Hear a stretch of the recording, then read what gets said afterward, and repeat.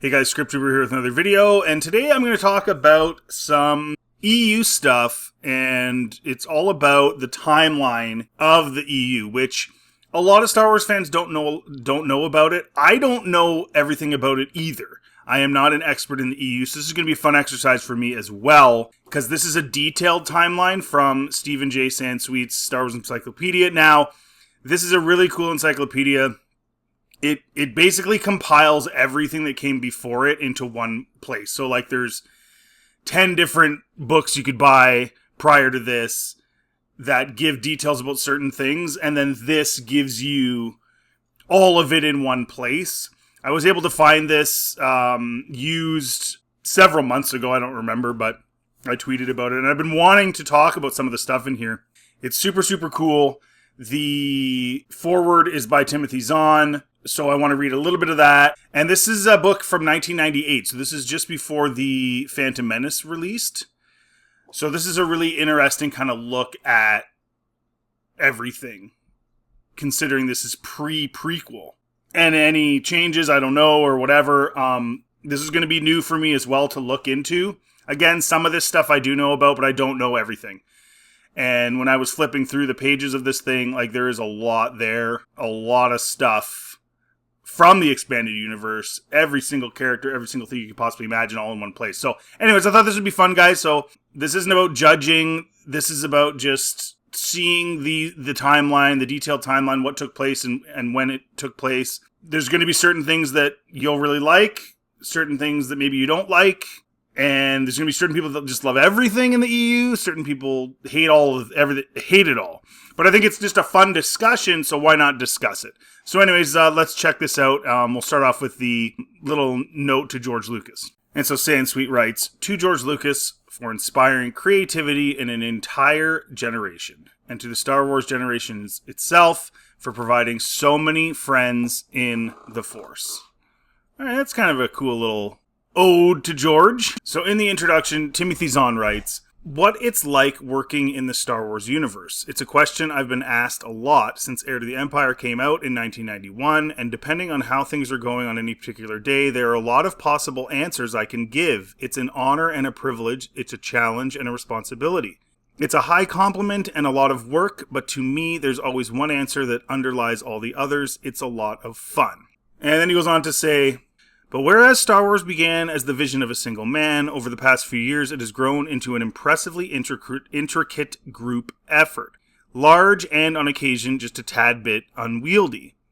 I sometimes think of it as a huge multi-course banquet that's in the process of being created for all of us Star Wars fans. We have the fiction writers off in the corners, in their individual kitchens, whipping up main dishes, hors d'oeuvres, and desserts. The artists create place settings, design tableware to complement the chef's selections, paint portraits of the banquet's main guests, and sculpt some absolutely stunning centerpieces for the tables. Off in the next room, the various comics writers and artists have set an impressive buffet with the same great spread, only in bite-sized portions. One room over, the game designers have come up with a selection of cookbooks for those who want to prepare their own version of the banquet for a few friends at home. Across that room, the toy makers, collectibles, creators, and card designers are busy with souvenirs and mementos we can play with or simply take home to help remind us of all the fun we've had."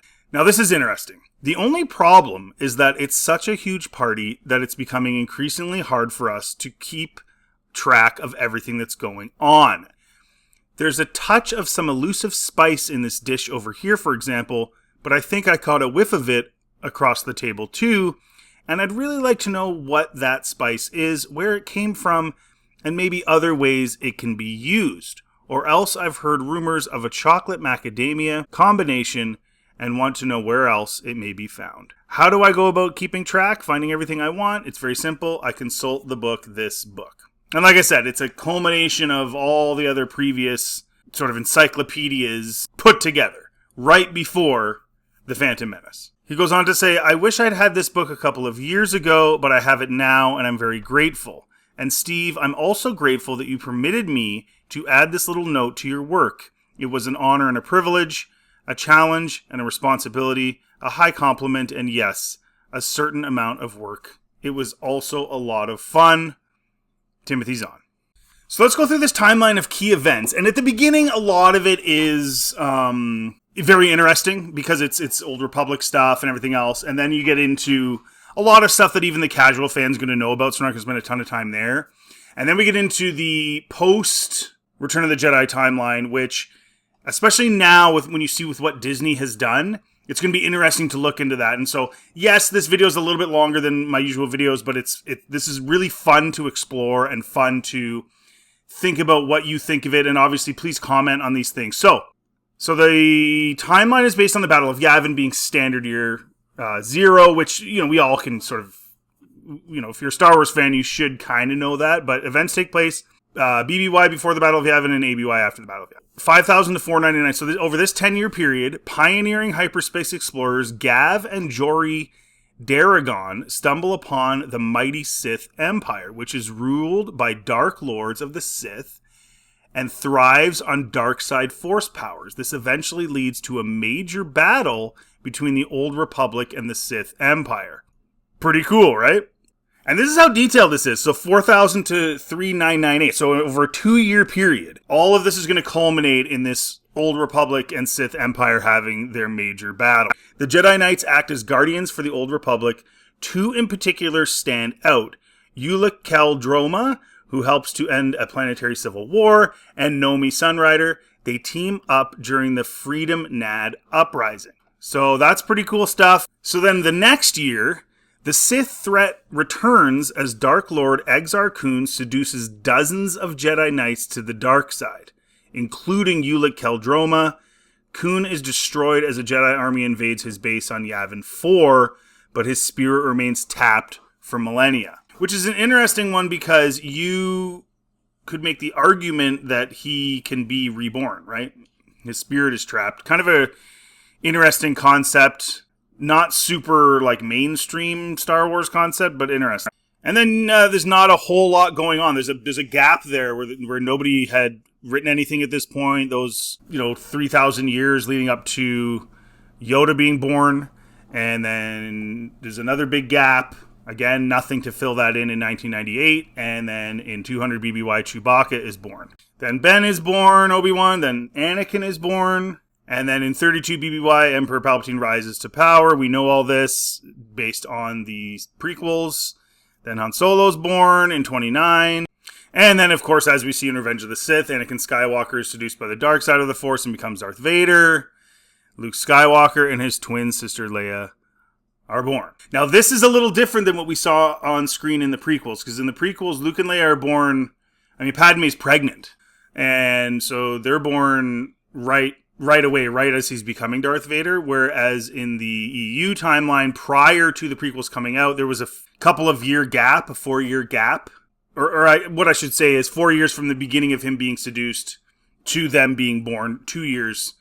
So it's kind of an interesting twist, because that also means that that means he impregnated Leia as Darth Vader, essentially. So let me know any of the details about that if you are aware. I am not aware of that, of how that all went down. But that does seem striking that there's that gap. 9 months would make sense, but this is a little bit... And then you have to ask yourself, well, at what point did he become the machine from the man? That would certainly have had to have happened after that, because he's not bumping Uggs as Vader. So I'm not familiar with that aspect of the EU. Let me know in the comment section, but that's an interesting part of the timeline here. And then we see teenage Han Solo is developing into a hotshot pilot and smuggler, and eventually wins the Falcon from the gambler Lando, which of course Disney attempted to do that, and I say attempted because it's not very good. And then the droid companion C-3PO and R2-D2 are involved in a series of harrowing adventures in the service of several different owners. And then in the 3 years between 5 and 2 BBY, Han Solo and his first mate Chewbacca take part in a series of exploits in the corporate sector. So they're getting into bigger things. And then Rebel agent Kyle Katarn steals the Empire's Death Star plans. Now, of course, this Death Star plan arc was now given to Jyn Erso in Rogue One. That's probably why some people don't like Rogue One. But Kyle Katarn does a whole bunch of stuff. He takes on this huge robot army, and he deals with Sith cultists. He does a whole bunch of stuff, but they've pretty much erased him in Disney Star Wars. Okay, and then in Zero, the Imperial Senate is dissolved, and Emperor Palpatine declares a new order. Luke Skywalker, Ben Kenobi, Han Solo, and Chewbacca save Princess Leia, confront Darth Vader, and help destroy the Death Star at the Battle of Yavin, but not before it is used to destroy Leia's adopted planet of Alderaan, and Kenobi lets himself, be struck down by Vader. We know all this, and become one with the Force. And then in Zero plus ABY, so there's no necessarily time limit per se on this.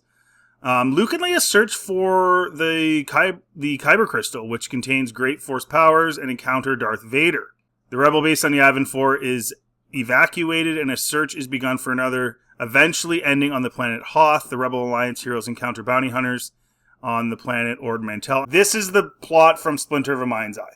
And this is one of those books that was written to fill in that gap between the original Star Wars and Empire Strikes Back, because there is a 3-year gap. And so this is what happened. So the Empire Strikes Back. They wrote the Rebel Alliance during the Battle of Hoth. Luke Skywalker goes to Dagobah to train under the Jedi Master Yoda. We've all seen this movie. Leia, Han, Chewie, C-3PO are captured by Darth Vader on Bespin's Cloud City and held as bait for young Skywalker. Solo is frozen in carbonite and given to bounty hunter Boba Fett for delivery to crime lord Jabba the Hutt. Luke confronts Vader, who claims to be Luke's father, and Luke loses his hand and lightsaber, but is rescued by Leia and Lando Calrissian. We all know this. We all love that movie. Moving on. 3 plus ABY, so in a 6-month period, young Sindel Tawani and her family crash on the forest moon of Endor. They are helped by a tribe of native Ewoks. So then in 3.5 ABY, Prince Xizor, head of the Black Sun criminal organization, plots to discredit Vader and become the Emperor's second in command by having Luke Skywalker assassinated. Instead, it is Xizor who is terminated. Luke builds his own lightsaber, which, of course, we have the deleted scene of that, which I kind of wish they would have just put in Jedi. Would have made it kind of cool, but whatever. Okay, now we're going to get into Return of the Jedi, and then we go into some the stuff that's very different from what we got from Disney in the sequels. Luke Skywalker destroys Jabba the Hutt and rescues Han Solo. Returning to Dagobah, he finds Yoda's life force ebbing. There, Luke learns that Vader is truly his father and Leia is his sister on the moon of Endor. With the help of the Ewoks, Han and Leia destroy a shield generator that had been protecting a new, more powerful orbiting Death Star, which is destroyed by Lando and X-Wing pilot Wedge Antilles during the Battle of Endor. Vader saves his son Luke from certain death at the hands of the Emperor, but is killed destroying Palpatine. For BBY, just days after the victory at Endor, the rebels have to team up with Imperial forces to defeat the reptilian Sea-Rook under a truce at Bakura. Interesting. Again, I am not familiar with that book. Let me know in the comment section. But an interesting thing to note here is that this is first of all, they're teaming up with Imperial remnants, and they're defeating a different enemy, a non force using enemy. Something that Disney has not been able to do. I don't know, I'm just saying. Interesting stuff. That would have actually been a kind of a cool story to tell on screen, actually, in my opinion. Like you think about all those Disney Plus shows, even just a show about that. I mean, I'm not big into the TV Star Wars. You guys know that if you've been following me for a while, but that would have been kind of a cool story.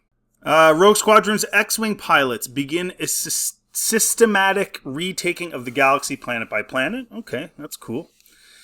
And then in 5 BBY, various attempts to lead the tattered empire include one by the three-eyed mutant known as Trioculus. Young Jedi Prince Ken emerges from isolation in the underground lost city of the Jedi. And then Rogue Squadron, 6.5 to 7.5 ABY. Rogue Squadron, under the leadership of Wedge Antilles, liberates the Imperial capital planet of Coruscant and engages the former head of Imperial intelligence in a fierce struggle over the galaxy's supply of curative Bacta.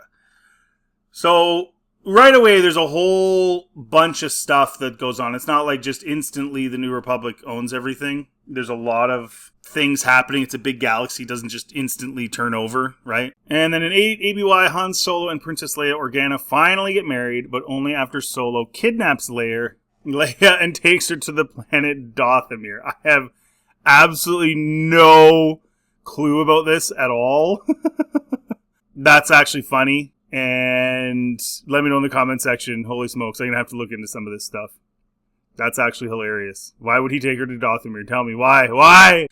9 ABY, Imperial Grand Admiral Thrawn returns from the far reaches of the galaxy and becomes a major threat to the New Republic. Though ultimately he is killed by his own bodyguard, Leia Solo gives birth to twins, Jaina and Jacen. Okay, this is where you really start to see the reality of what the EU was and how Disney has poached it, essentially. Jaina and Jacen were brother and sister, which I thought Rey was going to be revealed as Ben Solo's sister. After I watched TFA, I thought that was like the big reveal they were going to do, but they never did. She's a Palpatine, and then Jacen goes bad, right? Turns into Darth Sidious. Jaina stays good. So again, I thought that was the dynamic they were going with, but they just completely threw that away. Of course, poached ideas. Of course, they did that. And then, of course, Thrawn, they throw Thrawn into Ahsoka and Rebels and just completely change. So just poach his character, completely change his arc totally. Because why would we use the popular books that everybody buys when we can just steal stuff and do our own thing? It's very disappointing. And adding to the lameness of all this poaching, they took Jason's name and gave it to, what's her name's kid? Hera Syndulla, yeah, the one from Rebels. Like, you couldn't just think of a different name, dude? Like, you gotta just steal it all. Okay, now it gets even more crazy. So, 2 different clones of Emperor Palpatine, backed by forces wielding new super weapons such as the Galaxy Gun and World Devastators, bring chaos to the New Republic. And Luke nearly succumbs to the dark side. Imperial forces briefly regain Coruscant. Leia gives birth to her 3rd child, whom she names Anakin. These World Devastators, instead of just like throwing a Death Star laser on a Star Destroyer, which that Disney did, these actually would go down and like comb planets, and they had tractor beams that were so crazy that they could like cause like massive damage and stuff like that. And so they'd kind of comb over and just kind of destroy everything, which, like it or lump it, it's at least different and something new and something fresh in terms of a weapon, instead of just, let's stick a Death Star gun on a Star Destroyer. Yay! The Galaxy Gun was really huge. It would shoot like this giant missile that could take out moons and stuff. And it's kind of like remember when Starkiller shot those beams out kind of all at the same time? It was really kind of weird. And it was like one giant beam. I thought that was lame. I didn't think that made any sense. It would make more sense if it was like a shot. Anyway, so the Galaxy Gun was massive, and it would shoot an actual, like, the equivalent of essentially a missile. It could destroy small planets. I don't remember it destroying anything big. Maybe it did. But I'm pretty sure it was a moon that it hit, and there was a Rebel base there, or whatever, a New Republic base there. But anyway, much cooler than Starkiller. Like, at least there was different new weapons. It wasn't just Death Star 3. I'm not a huge fan per se of the Galaxy Gun, but it's at least different and definitely better than what we got. In 11 ABY, Luke establishes a Jedi Training Academy on Yavin 4, but is nearly killed by the reawakened spirit of ancient Dark Lord Exar Kun. And again, I don't know much about that, so let me know in the comment section. I don't really know much at all about Exar Kun. I'm going to look into it, but Luke has in 12-13 ABY, Luke has an epic but ultimately unfulfilled romance with one-time Jedi Knight Callista, and as he is trapped aboard an old Imperial battle moon, he battles a Hutt crime lord and deals with a mysterious outbreak of deadly plague. Interesting. 14 ABY, Leia and Han's 3 children are kidnapped by a one-time Imperial official who has established an Empire Reborn movement. And this was one of the inspirations for when I did my sequels reimagined on my channel. That rather than Snoke, who isn't Snoke, he's somebody else, but rather than Ben and Luke having this conflict, Ben is abducted as a kid. And that would make sense. You would have people that want to go after Han and Leia's children for sure. If anyone found out they had kids, they'd want to go after them. Okay, and then in 1617, the New Republic is threatened by the cruel and xenophobic Yevithan species. Luke searches for clues about his mother, and Wedge Antilles becomes a general. 17 ABY, Kueller, a one-time pupil at the Jedi Academy, becomes a dark side menace, even as bombs he planted endanger the New Republic. 18 ABY, Thraken Sal Solo, Han's nearly identical cousin, leads a brutal revolution army intent on ruling the Corellian sector. The Solo children help to stop him by disabling Sal Solo's star-busting weapons. So you got a little Solo family feud. 22-23 ABY, Anakin Solo begins his instruction at the Jedi Academy. And 23-24, Jaina and Jason Solo train at the Jedi Academy to help take on the evil Second Imperium. And if any of you are wondering why this is the end of the timeline, well, because nothing had been written yet. So Jason had not turned to the dark side yet because the books hadn't been written yet. They won't be written for another 7 or 8 years.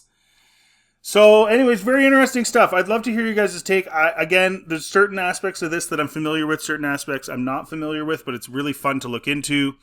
And I want to do more of this. I want to look into more of this stuff and the changes that have been made throughout the years. And certainly put this up against Disney. And I'd also like to just ask you guys what you think.